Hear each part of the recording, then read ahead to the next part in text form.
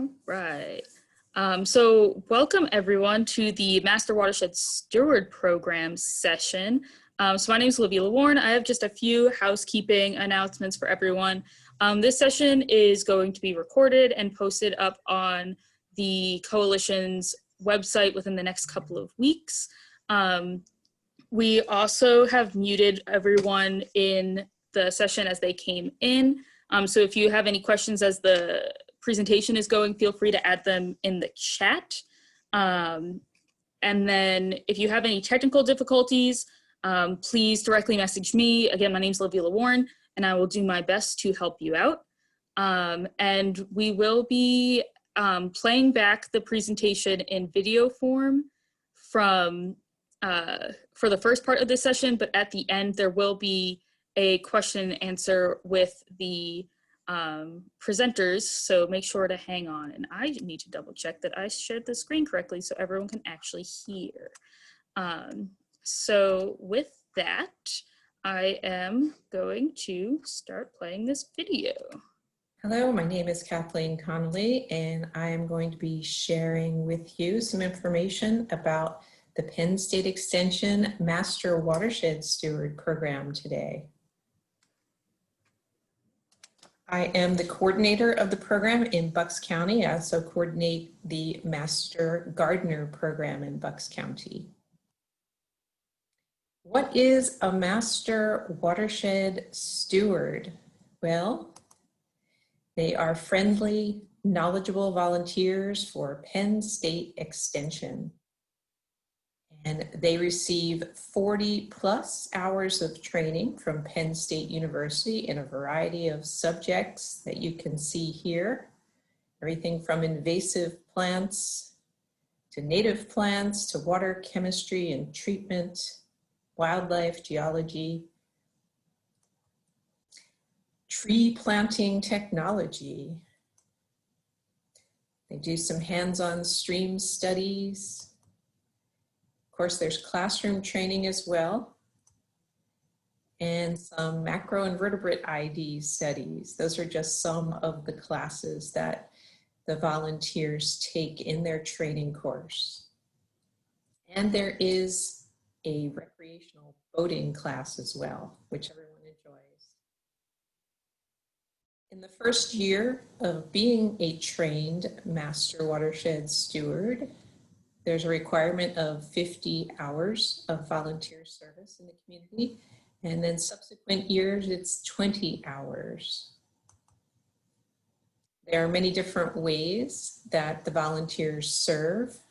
Here are just a few of them. They coordinate and conduct stream cleanups. They work with municipal officials on stormwater issues. They plant all kinds of riparian buffers and other stream improvement projects. They teach adults and children about the environment. They conduct rain barrel building workshops and other kinds of stream restoration projects, including live staking and erosion measurement. They also sample water quality and provide stream assessments. And they have a lot of fun. There's certainly a big social side to becoming a Master Watershed Steward volunteer. Meeting new people with similar interests and different backgrounds, making new friends while giving back to the community. And volunteering is based on their interests and their availability.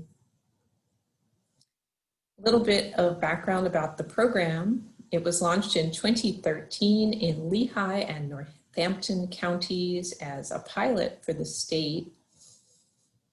It functions as a collaborative effort between Penn State Extension, county conservation districts, and local environmental organizations.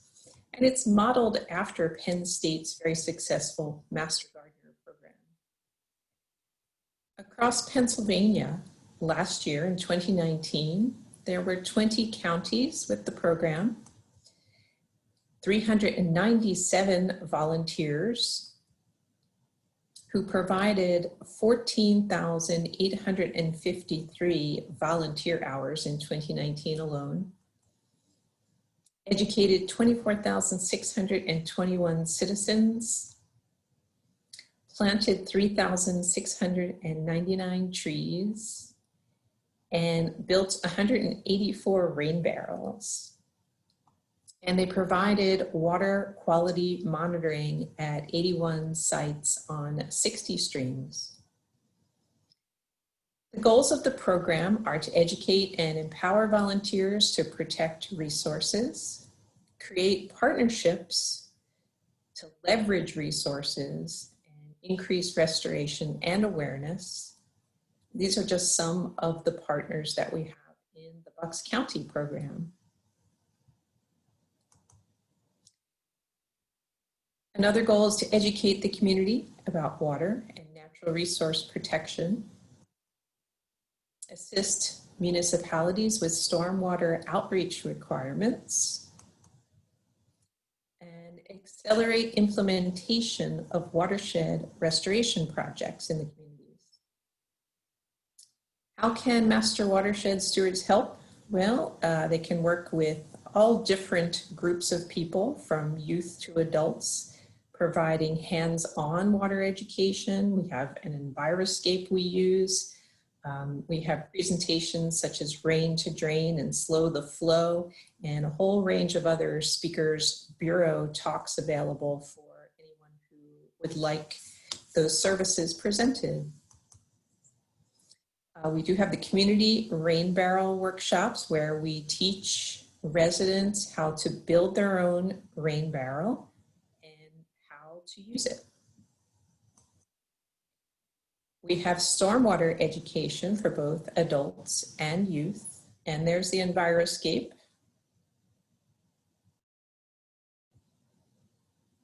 And we can do locally specific MS4 presentations for communities.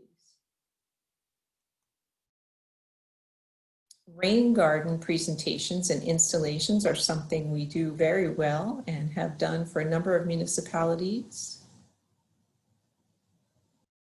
We can provide native planting presentations and installations. Backyard stream repair workshops and installations. This is a live staking event here on a private stream. And the bank pin erosion measurement project, which you're going to hear about momentarily from our volunteer, Jim Walter.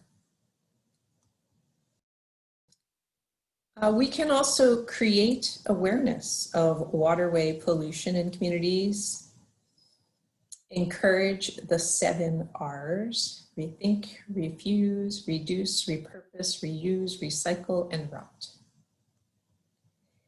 Again, organize stream cleanups so we can help communities do that, and we can do it along with them.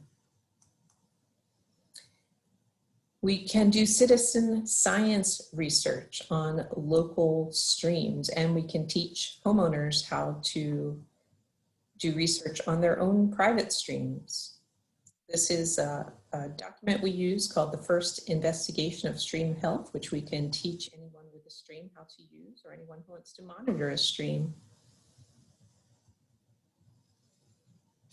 We provide a range of educational resources about stormwater damage to private homeowners and municipal authorities, ranged from youth to adult, all different types of displays and publications and presentations available to the community.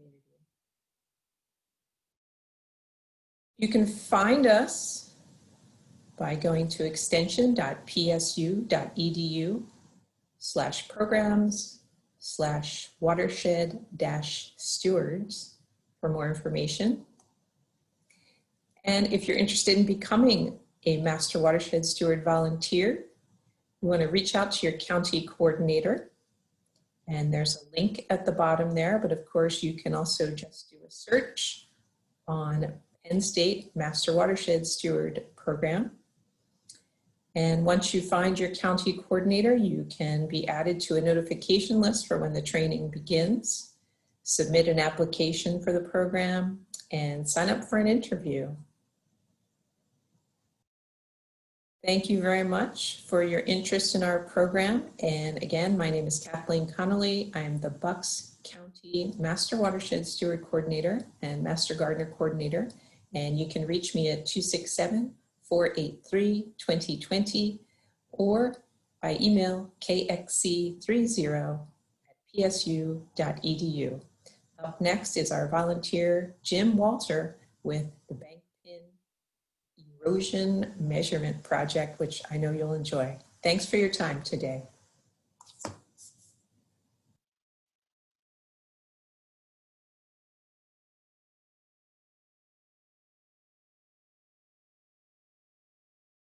Hi, my name is Jim Walter. I am a Master Watershed Steward here in Bucks County. I've been a Master Watershed Steward for 5 years now and have worked on a number of projects in the county, including water quality monitoring, stream bank restoration, tree planting, and our annual plant sale. I'd like to talk to you today about measuring stream bank erosion with bank pins in Bucks County. This is a project that I've been working on with several of the other Master Watershed Stewards in the county for the last 2 years. And we were interested in doing this to get a better understanding of what's going on in our environment and to help out say, the conservation district in the county, as well as many of the conservation groups within the county who are interested in the ecology and what's going on here. So without further ado, let's jump into stream bank erosion. So stream bank erosion, why is it a problem? Well, there's really 4 factors of concern that we have to worry about here. The first one is fine sediment, that is the particle in stream that is created by stream bank erosion, degrades the environment. It basically smothers the macroinvertebrates, and they are the foundation of our food web. They help feed the fish and the invertebrates and the birds that help our ecology grow and help our environment thrive. Second of all, erosion and sediment degrades our drinking water. While sediment can relatively easily be filtered out of surface water that's used as drinking water in many of our municipalities, sediment can contain water-soluble materials like organic compounds or minerals like arsenic and lead and iron that can end up in our drinking water because they're soluble. Third, erosion undercuts bridges and roadways, and it can cause hazardous conditions that are threatening to people's lives. And fourth, it damages property. We get lots of trees that are downed because of stream bank erosion, and the trees fall into the creeks. But also for the property owners, they are losing property as it's slowly being eroded into the creeks. Stream bank erosion is a big problem in Bucks County. About 60% of our streams are impaired by sediment, and so we were very concerned about it. Now, I'm sure you've all seen stream banks that look like this, where you've got trees that appear to be hanging on for life, and they're stabilizing that stream bank as best they could. And as I was doing water quality sampling throughout the county, I'd noticed this, and on the stream bank assessments, they would ask questions about, well, is the stream bank eroding? Is it getting worse? Is it stable? And it was very difficult to measure. It was very qualitative. And unless we went to these stream banks over and over and over again, it was really hard to tell what was going on. I couldn't tell if this stream bank had eroded 20 years ago or last month. So we wanted to come up with a better method for assessing what's going on with our stream banks. So we put together a project with the County Conservation District with a series of objectives. We wanted to identify baseline erosion rates on some of the key streams in Bucks County. We knew we couldn't do everything, but we kind of targeted 3 regions of the county. We wanted to identify areas that had high erosion, and many of those were suggested to us. We ought to do bank pins in this area because we think we got a problem there. We also wanted to establish baselines to demonstrate the impact of our stream restoration projects. By having bank pins, we could measure the amount of stream erosion that was occurring before and after a restoration project had occurred. We also provided the data to the townships to help them with their MS4 compliance, to give them an idea of what's really going on in their streams. And probably the biggest thing with this project was to generate quantifiable data so that we could go to the township supervisors and the county managers to show them how much stream bank erosion was actually occurring in the county. And it's much easier to give a supervisor or a politician some quantifiable data to say, hey, you're losing 2 feet of stream bank in 2 years in this particular area, to get their attention. So why did we choose bank pins for measuring stream bank erosion? And there are a number of systems that have been used. We liked bank pins because it's very simple to install. The data is very easy to assess. It's inexpensive. We can put in a bank pin site for around $10. There's no moving parts or electronics that have to be repaired. At worst, you lose a bank pin and you replace it for a couple of dollars. And bank pins generate accurate data. You get multiple measurements per site so you can generate statistics to understand what's going on. So this is what bank pin installations look like. And as you can see, it's rebar that's driven into the bank, horizontal to the water, vertical to the stream bank. And what we measure is the amount of the pin that is exposed over time. As the stream bank erodes, more of the pin is exposed, and we just measure that distance. And because we've got 4 bank pins for each site, we get some good statistics out of the whole thing. So how do you go about stream bank installation? Well, the first thing is to choose a site, and this may be the most complicated part of the whole process. And we'll talk a bit more about site selection in a minute. But you have to put on boots. You're going to be dealing with the water, and you're going to get your feet wet. You need a hammer to drive the bank pins into the bank. You need the bank pins. And you need a measuring device, tape measure, a measuring stick, anything like that will work, because what you're measuring is the amount of the bank pin that's exposed. We like to take pictures of our sites. As they say, a picture says 1,000 words. And we can tell a lot just by taking pictures over time as to what's really going on in the area. And it helps us assess things.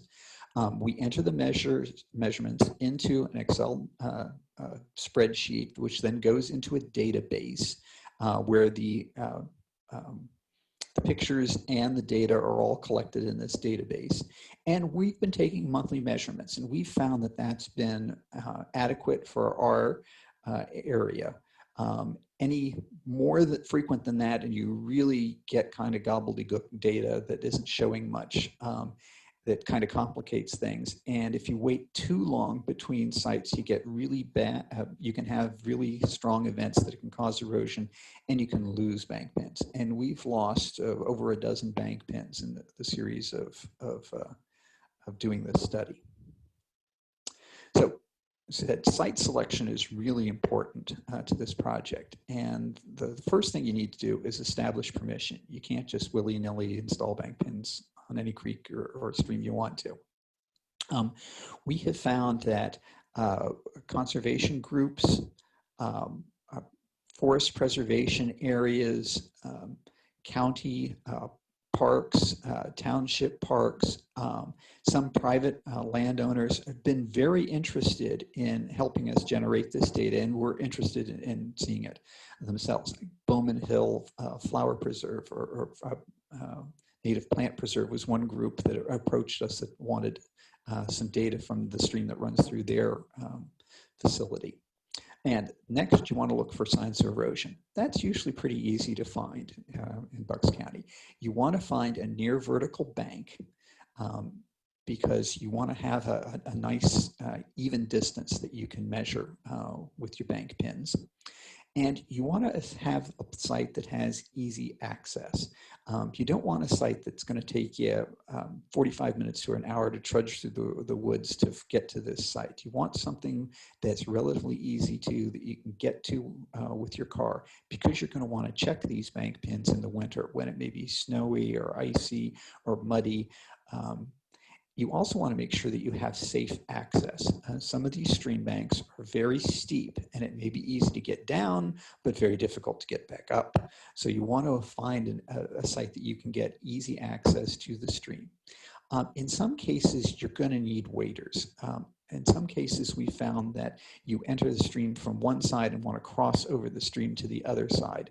And depending upon flows in that stream, you may need waders. So be cognizant of that.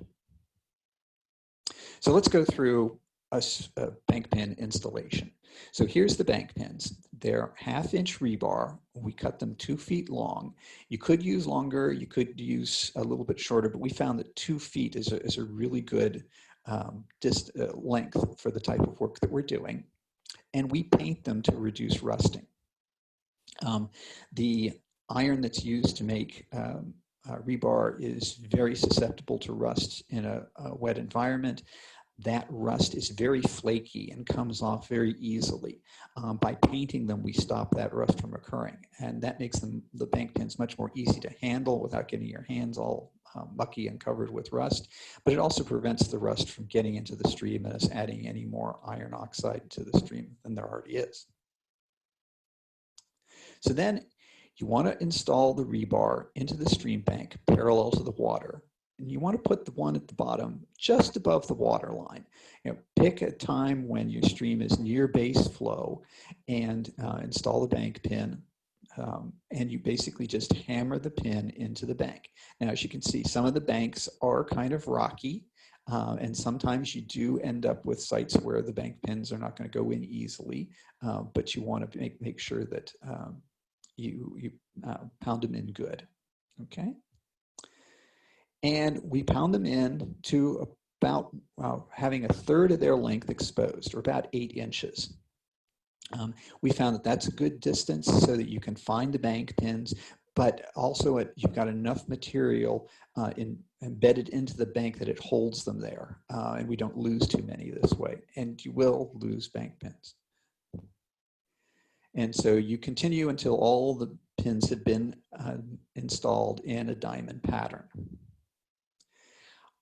The diamond pattern is established so that the pins are about 1 to 2 feet apart, with a pin down at the water's level, 1 to 2 feet above it, and then 2 off to the sides.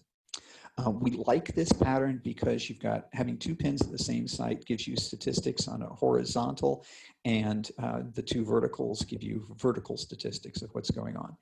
And there is a phenomenon called bank slumping, where material from above the pins can fall down onto where the pins are, and it looks like the bank is actually growing with time. So having the different distance between the pins and the difference in height helps in determining what's going on. So here's the way we monitor. We number our pins so that number 1 pin is at the top, followed by 2, 3, and 4 going around clockwise. Sometimes you will find that you've had so much erosion at a site that you need to reset the bank pins. And when we do, we reset all the bank pins back to 8 inches and start over again and just continue the measurements from there. Okay. It's important to be safe with this. You're dealing with water, and water can be very, very powerful. This is an example of a rebar that was bent during an event. A tree or a rock or something hit it and bent it. And as you can tell, your water can be very, very powerful. So we want to be careful with dealing with the streams. We like to bring a buddy. or at least tell someone where you're going so that if you don't return in a short period of time, they know to start looking for you. Having a buddy is very helpful. One person can stay dry on the bank and record the data and keep pictures and things like that from getting wet, while the other person is in the water and doing the work. And as I said, some sites you do want to worry about, consider wearing waders if the water is somewhat deep or fast moving. Okay, so let's talk a little bit about the program that we've had here in Bucks County and how things have gone. We started this project about 2 years ago. We currently have 27 sites in the county. We initially focused on 3 streams, the Poquessing, which is down the south of the county, Neshaminy, which is in the central of the county, and Cooks Creek, which is in the north. And we've added several small creeks since then, several of them that are closer to the Delaware on our far east. We've got 13 volunteers involved. And as I said, we've been doing this for over 24 months now and have over 300 measurements. So let's talk a little bit about the results that we've seen at these different sites. And the first thing you have to talk about is weather drives stream bank erosion, specifically rainfall. And we've had 3 very different rainfall conditions in Bucks County over the past 2 years. The period from August of 2018 to 2019 was very wet. I believe 2018 was the wettest year ever in Bucks County. And we saw lots of rainfall, lots of very large rainfall events. And this data here that I'm showing you shows the number of 1 inch or greater rainfall events each month over that period. And you can see we were getting 4 or 5 greater than half-inch rainfall events per month back in 2018 and 2019. And then things changed. In July, August of 2019, rainfall slowed down. We went back to more normal conditions where we were getting 1, maybe 2 of these relatively large rain events each month.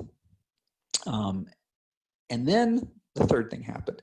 In August of this year, we had a Hurricane Isaias come through the county, generated several tornadoes that damaged the county, but also it caused a lot of flooding. We had about 2.5 inches of rainfall fall in about 4 hours, so very big rainfall. And all of these rainfall events impact the erosion events that we measure at our sites. So I'm not going to, this is another way of presenting that data. This is the cumulative number of rainfall events, of greater than half-inch rainfall events over the past 2 years. And as you can see, it's got 2 very distinct slopes to it.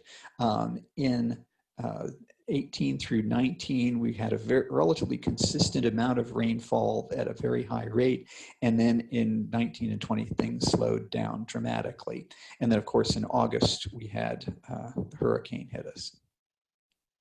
So I want to talk about 3 specific sites and the data that we've accumulated from them, because they're very different, and we saw different things at the sites. The first site we're going to talk about is in Lower Bucks County. It's north of Philadelphia. This particular stream, the Poquessing, is the border between Bucks County and Philadelphia. It's a very urban area. There's lots of impervious surfaces here, lots of roadways, lots of housing, lots of parking lots. Then we're going to look at a site in Middle Bucks County, which is much more suburban. Small towns, lots of lawns, farmland, some woodlands, very mixed area. And then we'll look at a site in Upper Bucks, which is much more rural, many farms, lots of woodlands, single-family homes, not a lot of population density. So the first site we'll talk about is Poquessing Creek, and this is at Holy Family University. Our schools are also a good site for doing this work. They love to get involved with the data and see what's going on. This is a very urban area, It has lots of impervious surfaces around it. There's 3 major roadways that go through this section of the county, the Pennsylvania Turnpike, Route 95, and Route 1. So lots of stuff going on. And here's the site. You can see that the bank pins there on the stream bank. The bank here has a lot of fine sediment. It's very loose. Obviously is silt that has been deposited downstream. This particular site is very close to the Delaware River, so it's near the outlet there. And what we saw here at this site were actually 2 very distinct erosion rates. And here's what the data looks like. Through 18 and 19, we were seeing fairly significant erosion at this site, around a little bit less than a centimeter a month. For the first 12 months, and then things slowed down dramatically as the number of rain events, high volume rain events decreased. Things slowed down rather dramatically, and then you can see this little kick up here at the end in August of this year, where we had the hurricane come through, and we lost about a couple of centimeters of soil, or pretty close to an inch, at this site caused by the hurricane. And what's interesting then is to look at what the water flow pattern looks like at this particular site. And we have the advantage that there's a USGS station just down the creek from where this site is that's measuring the stream flow of the Poquessing Creek before it enters the Delaware River. So on August 4th, you can see here very sharp increase in flow rate. Stays level up there for a couple of hours and then starts to diminish relatively quickly. The max flow rate was about 285 times the baseline flow rate, but it took a couple of days for the stream to get back to normal flow rates, but it dropped off relatively quickly here. Okay. Now we've got Neshaminy Creek, middle of the county. This is called the Dark Hollow section. It's south of Doylestown. This is an area of single-family homes primarily, lots of townhomes, some farms, some small towns. Here's the stream bank here. Much more rocky than the site down at Poquessing. Very steep bank that has had erosion problems probably for a long time. Here's the data for that site. Very different than Poquessing. Started off with erosion rates very similar to Poquessing, and then things changed dramatically. We were seeing very, very high erosion rates at this particular site.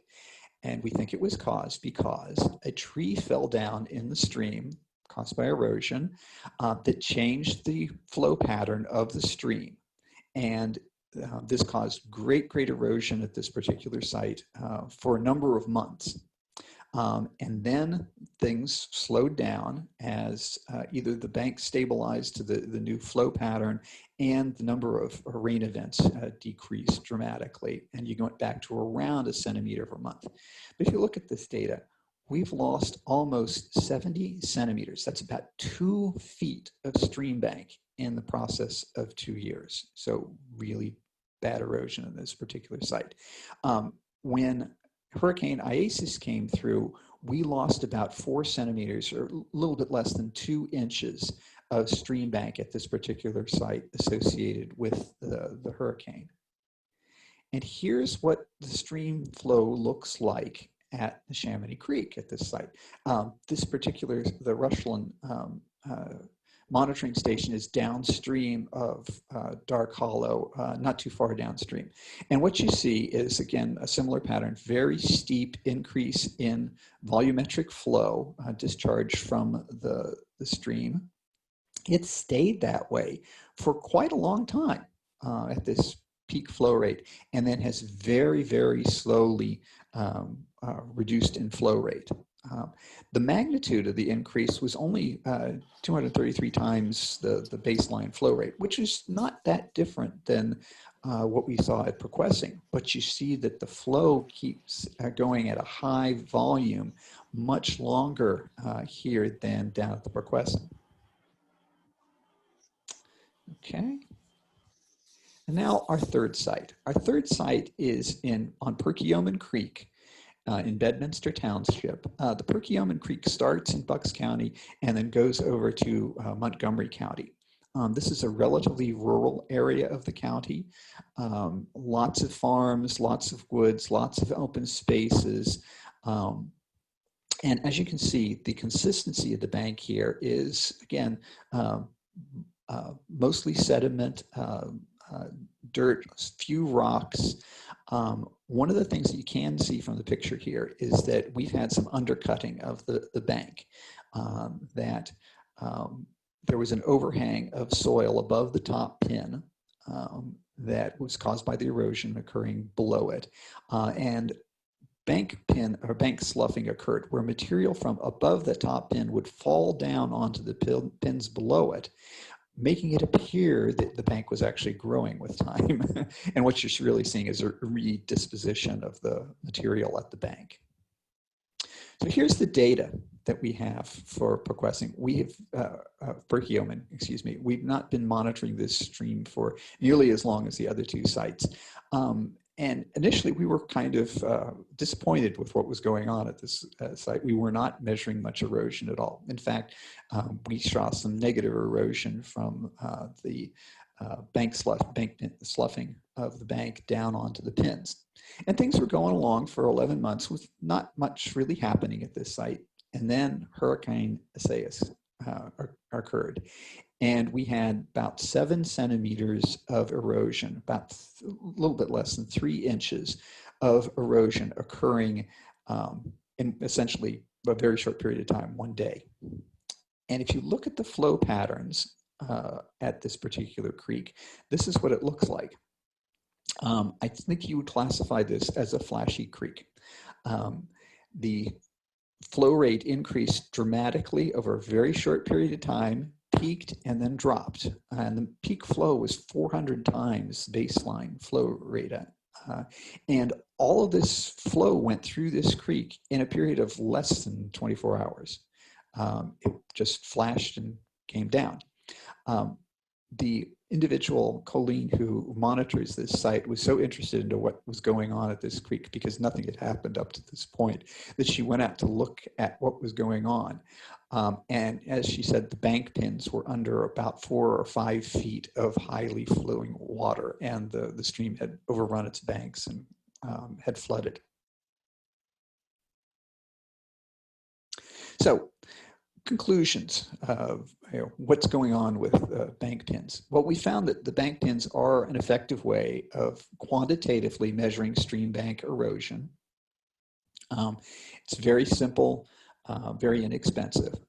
We found that it's very difficult to predict results based on stream bank appearance. Excuse me. If you look at a stream bank, you really can't tell when the erosion occurred and if it's continuing to occur.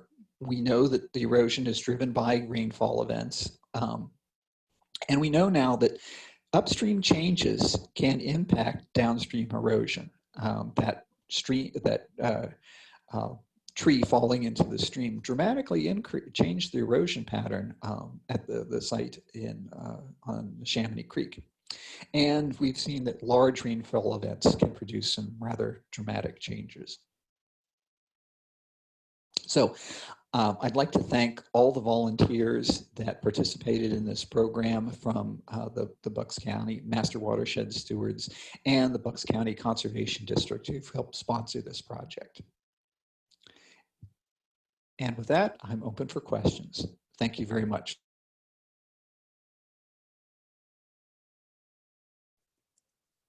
All right, everyone. So those were the videos. I'll ask folks for the question and answer session if you can turn your video back on, because it's going to be a lot easier for Jim and Kathleen to answer your faces rather than just black boxes with your names on them. And so if you have questions, you can type them into the chat, or, you know, we're a small enough group where you can just ask them out loud. But I have a question to start us off while everyone is thinking. I wanted to know if there's any plans to expand the bank pin program. Yes, actually, we've trained Montgomery County, the county next to us, on how to do bank pins, and they're starting to do their installations at this point. And we've talked to another group out in Michigan who is interested in doing a bank pin erosion monitoring project and are helping them get started up. Here. All right, so I think folks are still thinking about their questions, but again, if anyone would like to ask, feel free.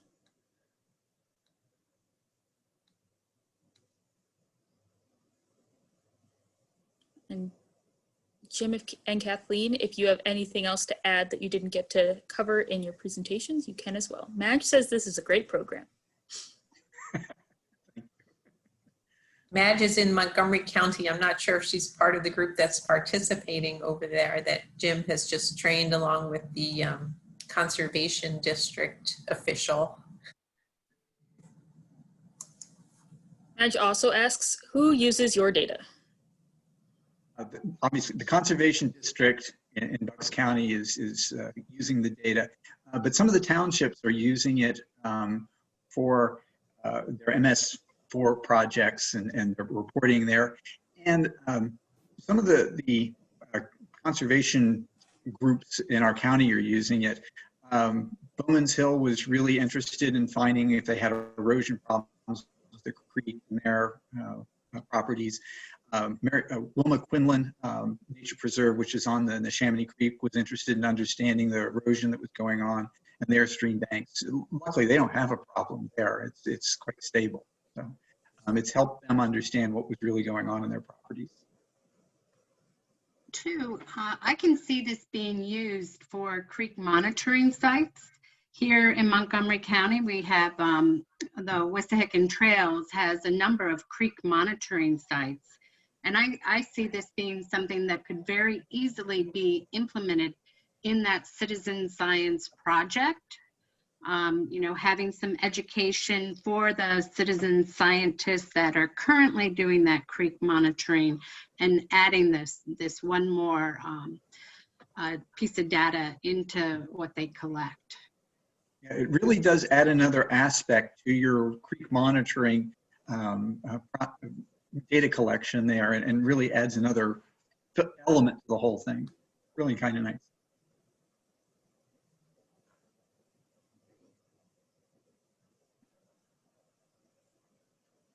All right, I'll give another couple seconds for folks to type in any questions that they may have.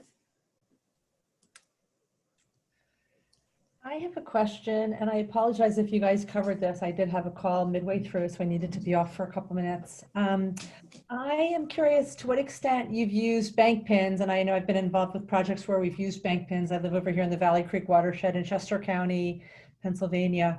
Have you ever used, you know, similar to we have these high water marks marked on different buildings around the region where, you know, the water got to this level in 1963 or that sort of thing. Have you ever deployed your bank pins in a bigger way to just kind of inform maybe pedestrians or people using a park near where the stream is and your bank pins are located, to kind of educate people about what a bank pin is and just a little bit of you know, interpretive information around your bank pin efforts? We haven't gotten to the public yet. We've gotten to supervisors and groups like that, but we haven't really gotten it to the public yet. I mean, it's the kind of thing where I can imagine a resident, you know, park user might be walking by a stream, they might see some bank pins and they kind of go, well, what's that? So, I mean, you guys have your priorities. I don't want to shift your priorities in any way, but just thinking about as you go forward, opportunities to raise the population awareness about the bank pin movement. Yeah, we've actually tried to keep our bank pins in areas where people wouldn't see them so they wouldn't get lost at this point. But I can understand your point of, you could use this as a demonstration tool for the public of what's really going on in their environment. I mean, maybe just selective. Anyway, just a thought, but great progress you guys are making with your efforts there. I'm impressed. Thanks for the idea, Liz. Yes, that's a good one.